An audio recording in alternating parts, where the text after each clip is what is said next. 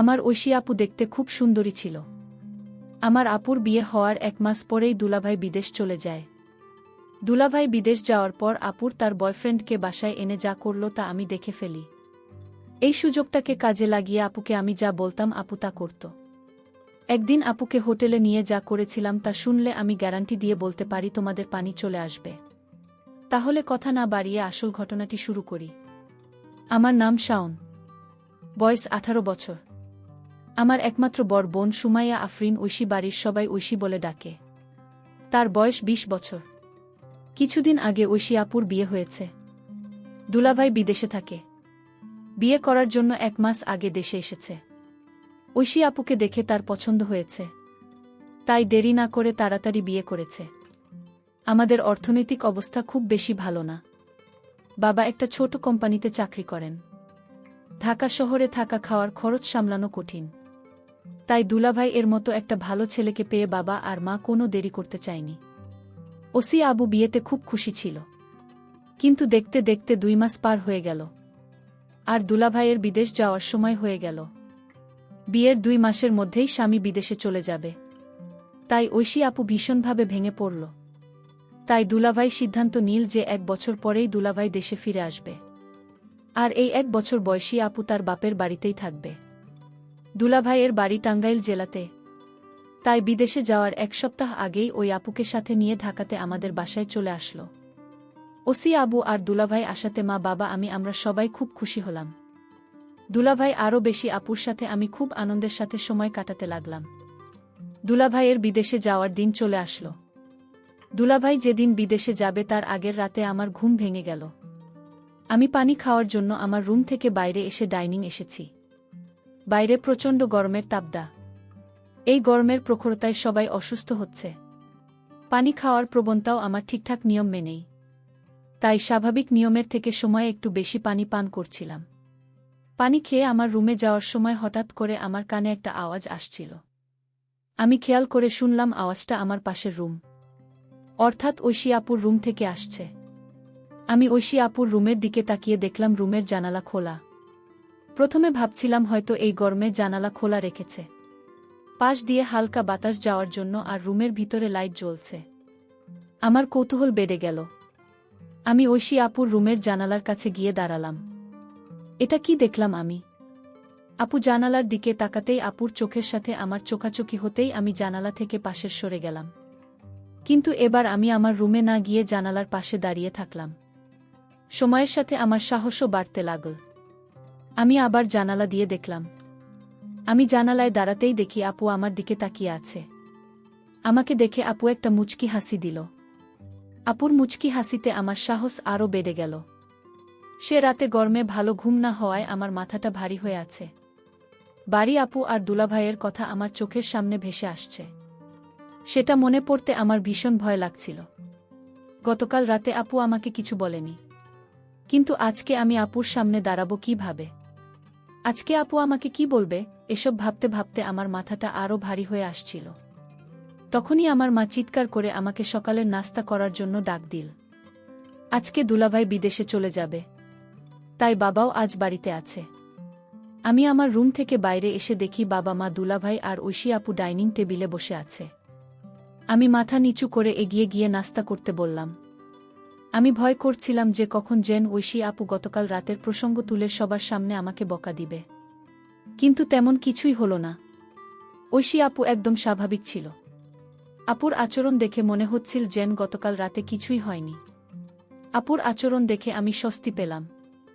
দুলাভাই বিদেশে চলে গেল। ঐশী আপু সারাদিন মন খারাপ করে থাকল। সেদিন রাতে প্রায় 11টার দিকে গরমে আমি আমার রুম থেকে বাইরে এসে দেখি ঐশী আপু গরমে রুমের জানালা খোলা আর রুমের ভিতরে লাইট জ্বলছে। আমি এগিয়ে গিয়ে আপুর রুমের জানালায় দাঁড়ালাম। জানালার পর্দাটা একটু সরিয়ে দিয়ে দেখলাম আপু বিছানায় বসে বই পড়ছে। আমি জানালায় দাঁড়িয়ে আপুকে দেখতে লাগলাম। আপু বিছানায় হেলান দিয়ে বই পড়ছে।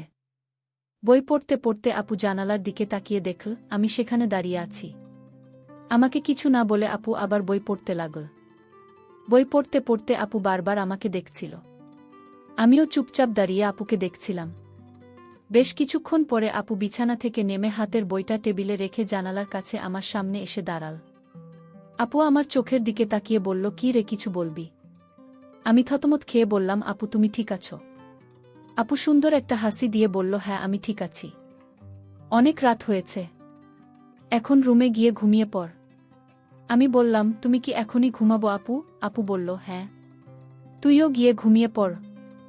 আমি বললাম, আগে তুমি শুয়ে পড় আপু, তারপরে আমি ঘুমোতে যাচ্ছি। আপু আর কিছু না বলে একটা মুচকি হাসি দিয়ে রুমের লাইট বন্ধ করে বিছানায় শুয়ে পড়ল।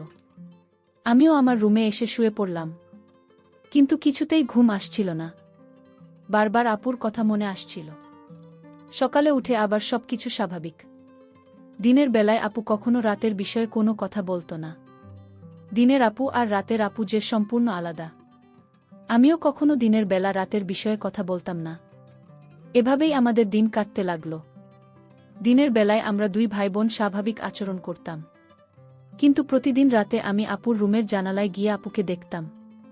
কোনোদিন আপু জেগে থেকে বই পড়ত বা টিভি দেখত, আবার কোনোদিন আমি যাওয়ার আগে আপু রুমের লাইট বন্ধ করে ঘুমিয়ে পড়ত।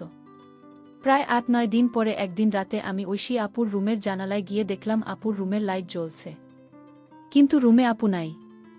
আমি রুমের চারিদিকে তাকিয়ে দেখলাম, আপু কোথাও নাই। হঠাৎ আপু রুমের বাথরুমের দরজা খুলে গেল। আপু বাথরুম থেকে গোসল সেরে বাহির হয়ে আসলো। আপুকে দেখে আমার হার্ট বিট বাড়তে লাগল, কারণ আপু তখন অবস্থায় ছিল। বাথরুম থেকে বাইরে এসে আপু জানালার দিকে তাকিয়ে দেখল আমি দাঁড়িয়ে আছি। আপু আস্তে আস্তে জানলার কাছে এগিয়ে এসে নিচু স্বরে বলল, কি রে শাওন, তুই এখন ঘুম আসেনি? আমি বললাম, আমার ঘুম আসছে না আপু। আপু বলল, বেশি রাত জাগা শরীরের জন্য ভালো না। আমি দাঁড়িয়ে দাঁড়িয়ে অবাক হয়ে আপুকে দেখছিলাম। আপু তখন ঘুমানোর জন্য প্রস্তুত হল। তারপরে আমাকে বলল, এবার গিয়ে ঘুমিয়ে পড়। আমি বললাম, থ্যাঙ্কস আপু। আপু লাইট বন্ধ করে শুয়ে পড়ল। আমি আমার রুমে এসে সব কিছু ভাবতে ভাবতে ঘুমিয়ে পড়লাম। একদিন আমার বাবা আর মা সকালে নাস্তা করে চাচার বাসায় গেল। আমার বাবা দুই ভাই। আমার বাবা ছোট আর চাচা বড়। চাচার বাড়ি ঢাকা শহরে। চাচা আমাদের মতো মধ্যবিত্ত নয়। চাচার কাপড়ের ব্যবসা আছে। নিজের চেষ্টায় চাচা তার ব্যবসা প্রতিষ্ঠা করেছে। চাচার একমাত্র ছেলে সিহাব আমার কয়েক মাসের ছোট হলেও আমরা দুই চাচাত ভাই বন্ধুর মতো। সিহাব হচ্ছে আমার ধনী চাচার আদরের একমাত্র সন্তান। তাই সিহাব ইচ্ছামতো টাকা খরচ করে। চাচা চাচি সিহাবকে কিছুই বলে না। আমার বাবা আর মা সারাদিন চাচার বাসায় থাকবে আর ফিরবে রাতে। আজকে শুধু আমরা দুই ভাইবোন বাসায় থাকব। তাই আমি আমার রুমে বসে ভাবছি কিভাবে আপুর সাথে আরও বেশি ফ্রি হওয়া যায়। তখনই ঐশী আপু আমার রুমে এসে বলল, কি করছিস এখন? আমি বললাম, কিছু না আপু, এমনি বসে আছি। আপু বলল, আজকে কি তোর কোনো কাজ আছে? আমি বললাম, না আপু, আমার কোনো কাজ নাই। আজকে সারাদিন আমি তোমার সাথে গল্প করব ভেবেছিলাম, যদি তুমি ব্যস্ত না থাকো। আপু বলল, ও আচ্ছা, তাহলে তুই গোসল করে ফ্রেশ হয়ে আমার রুমে আয়। আমি বললাম, ঠিক আছে আপু, আমি গোসল করে তোমার রুমে আসছি। আপু চলে যেতে আমি তাড়াতাড়ি গোসল করে রেডি হয়ে আপুর রুমে গেলাম। আপুর রুমের দরজা খোলা ছিল। আমি আপুর রুমের ভিতরে ঢুকে দেখলাম আপুর রুমে নেই। খেয়াল করলাম আপনার বাথরুম থেকে গোসলের পানি পড়ার শব্দ আসছে। আপনি হয়তো বাথরুমে গোসল করছে। তাই আমি বাথরুমের দরজার কাছে গিয়ে বললাম, তুমি গোসল করেছ নাকি আপু? আমি কি একটু পরে আসব? আপু বাথরুমের ভিতর থেকেই বলল, আমার গোসল প্রায় হয়ে গেছে, তুই বিছানায় বসে থাকে। আমি আপুর বিছানায় বসলাম। কিছুক্ষণ পরেই আপু বাথরুম থেকে মাথা মুছতে মুছতে বাহির হয়ে আসলো। আমি চোখ বড় বড় করে আপুকে দেখতে লাগলাম। মাথা মুছতে মুছতে আপু এসে আমার পাশে বসল। আপু আমাকে বলল, শাওন, ড্রেসিং টেবিলের উপর থেকে লোশনের বোতলটা নিয়ে আয় তো। আমি বিছানা থেকে নেমে ড্রেসিং টেবিলের উপর থেকে লোশনের বোতলটা নিয়েও সীতাপুর সামনে এসে দাঁড়ালাম। আপু আমার দিকে তাকাতেই আমি লোশনের বোতলটা আপুর দিকে এগিয়ে দিলাম।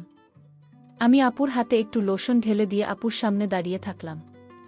তখন আপু সুন্দর করে সাজুগুজু করছিল, কিন্তু কেন আপু এমন করে সেজেছিল আমি বুঝলাম না। সেদিন রাতে বিদ্যুৎ ছিল না, আর প্রচণ্ড গরম পড়েছিল। তাই আমি বাইরে বের হয়েছিলাম। হঠাৎ আপু রুমের দরজা খোলা ছিল। আমি আপুর রুমের ভিতরে ঢুকে দেখলাম আপুর রুমে নেই। আমি পাশের রুমে চলে গেলাম, কিন্তু সেখানেও আপু নাই। তাহলে আপনি কোথায় গেল? আমার ভীষণ চিন্তা হচ্ছে। হঠাৎ লক্ষ্য করলাম আমার পাশের রুম থেকে আপুর গলার আওয়াজ আসছে। মনে হচ্ছে চিৎকার করছে। আমি অবাক হয়ে গেলাম, কিসের চিৎকার আসছে বাবার রুম থেকে। আমি পাশের রুমে যেতেই দেখলাম রুম ভিতর থেকে লক করা। আমি জানালার পাশে গেলাম, গিয়ে দেখলাম সেখানে জানালাও লক করা। আমার মন চাচ্ছে জানালা ভেঙে ঘরে ঢুকে পড়ি। কি হচ্ছে রুমে? আমার বোন এমন চিৎকার করছে কেন? আমি কোনো উপায় না পেয়ে দরজা ভাঙার চেষ্টা করলাম, কিন্তু দরজা কিছুতেই ভাবতে পারছি না। অনেক চেষ্টার পর দরজা ভেঙে ফেললাম। দরজা ভেঙে রুমে ঢোকার সাথে সাথে যা দেখলাম তা দেখে আমার মাথা ঘুরে গেল। একটি ছেলে রুম থেকে জানালা দিয়ে পালিয়ে গেল। তাদের অনেক বুদ্ধি। আমি দেখলাম জানালা দিয়ে যেন পালাতে পারে সেই জন্য আগে থেকেই প্রস্তুত করে রেখেছে। আমি আপুকে জিজ্ঞেস করলাম, আপুর রুমে কি ছিল? আপু বলল, সেই জবাব কি তোকে দিতে হবে? আমি বললাম, আপু তুমি আমাকে ছোটবেলা থেকে অনেক স্নেহ করো, আর আমি যখন যা বলছি তাই করেছ। আপু তুমি আমার সাথে লুকিয়ে না, এই ঘরে আর কি ছিল বল আপু, আমি জানতে চাই। জানলা দিয়ে পালালো। আমার বোন কোনো উত্তর না দিয়ে আমাকে বলল, শোন, তুই আমার কাছে আর যা চাইবি তাই পাবি, কিন্তু তুমি আমাকে অন্য প্রশ্ন করিস না। আমি ভাবলাম আপু কি বলতে চায়, আমি যা চাইব তাই পাব। আমি আপনাকে বললাম, আপনি ঠিক আছে, আমি তোমার কাছে একটা জিনিস চাইব, তুমি কি দিবে? আপু বলল, বলেই দেখ না, আমি দেখি না। আপুকে কথাটা বলতে আমার খুব ভয় হচ্ছিল। আমি আমতা আমতা করে বললাম, আপু আমি তোমাকে নিয়ে দূরে কোথাও ঘুরতে যাব। আমি বাড়িতে তোমাকে আমার মনের কথাটা বলতে পারবো না। দূরে গেলে বলতে পারবো। আপু বলল, কত দূরে যেতে হবে? আমি আপনাকে বললাম কক্সবাজার গেলেই হবে। আমি মনে মনে চিন্তা করলাম, আমার ভাইটা আমার কাছে কি এমন চাইবে যে কথাটা বাড়িতে বলতে ভয় পাচ্ছে। আমি ছোট ভাইয়ের কথায় রাজি হয়ে গেলাম। আমি তোর সাথে ঘুরতে যাব। আমিও জানতে চাই আমার ছোট ভাইয়ের মতোটা কি। হঠাৎ ছোট ভাই আমাকে ডাক দিয়ে বলল, আপু আমি যে কথা তোমায় বলবো আর আমি তোমার কাছে যা চাইব তা কাউকে বলতে পারবে না। বিষয়টা গোপন রাখতে হবে। প্রমিস কাউকে বলবো না। তাহলে এখনই বলে ফেল, কি বলবি, আমার কাছে কি চাস? আপু আমি আগেই বলেছি আমি বাড়িতে বলতে পারবো না। তোমাকে কক্সবাজার নিয়ে তারপর বলবো।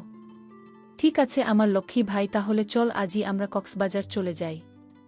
আপনার কথা শুনে আমার খুব আনন্দ লাগছে, আমার অনেক ভয় লাগছে। তাহলে চলো কালই আমরা কক্সবাজার চলে যাই। পরের দিন সকালে আমি আপুকে নিয়ে কক্সবাজার রওনা দিলাম। আমরা সকাল ৮টায় বাড়ি থেকে কক্সবাজারের উদ্দেশ্যে নিয়ে রওনা দিলাম। আমরা প্রায় রাত ৯টায় কক্সবাজার গিয়ে পৌঁছালাম। সারাদিন গাড়ির জার্নিতে শরীরটা আমার অনেক ক্লান্ত হয়ে গেছে। আমার চোখের পাতা কিছুতেই খোলা রাখতে পারেনি। আমি ঘুমিয়ে পড়লাম। মানে আমার আপু ঘুমিয়ে গেল। আমি আপনাকে বললাম, আপু কিছু খাবে না? আমি বাহির থেকে খাবার নিয়ে আসি। আপু বলল, না আমি কিছুই খাব না। উত্তর, ইচ্ছে থাকলে তুই হোটেল থেকে খেয়ে নে। আমি বললাম, আপু তোমাকে রেখে আমি কি খাইতে পারবো? আপু বলল, ডিস্টার্ব করিস না, আমি ঘুমা, তুই যা পারিস না করে। বেন বেন করিস না, কাল কথা হবে, এখন ঘুমাও। আপুকে ঘুমের মধ্যে অনেক সুন্দর লাগছিল। আমিও ক্লান্ত শরীর নিয়ে ঘুমিয়ে পড়লাম।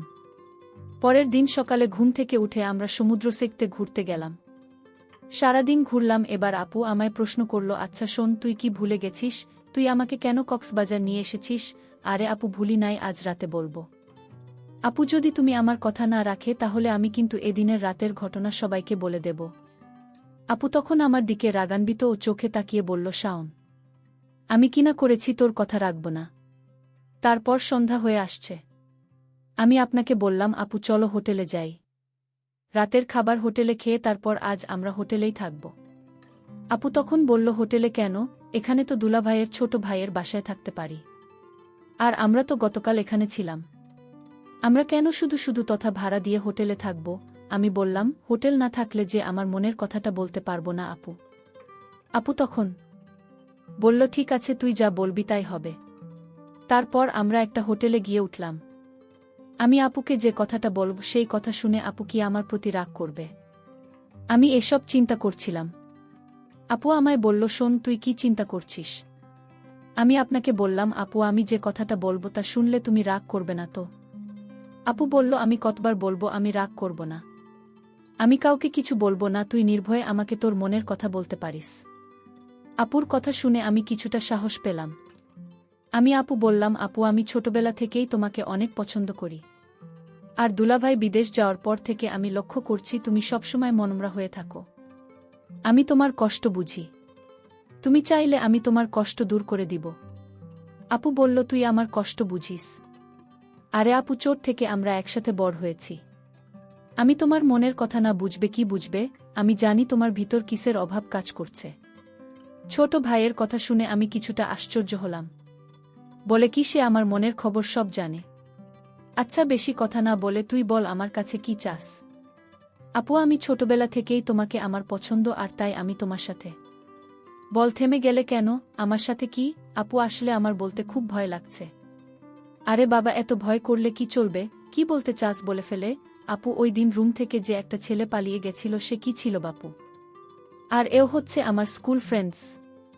তার সাথে তুমি কি করছিলে আপু? আপু বলল, আমি বলতে পারবো না। তুই কি বোকা, কিছুই বুঝিস না? আমি কি করছিলাম তাই আমার মুখ থেকে শুনতে হবে? হুম আপু, তোমার মুখ থেকে শুনতে চাই। তুমি বললে আমি অনেক খুশি হব আপু। আরে পাগল ছেলে, সেটা কি বলা যায়? সেটা তো বুঝে নিতে হবে। আমি বুঝেছি আপু। তাহলে তো হলোই। আপু, আমি যা মনে মনে বুঝে নিলাম তা আমি করতে চাই। ঠিক আছে, আজ আর কোনো কথা নয়, যা হবার কাল হবে। আপুকে বললাম, আপু কাল হবে তো? আমার কথা রাখবে তো?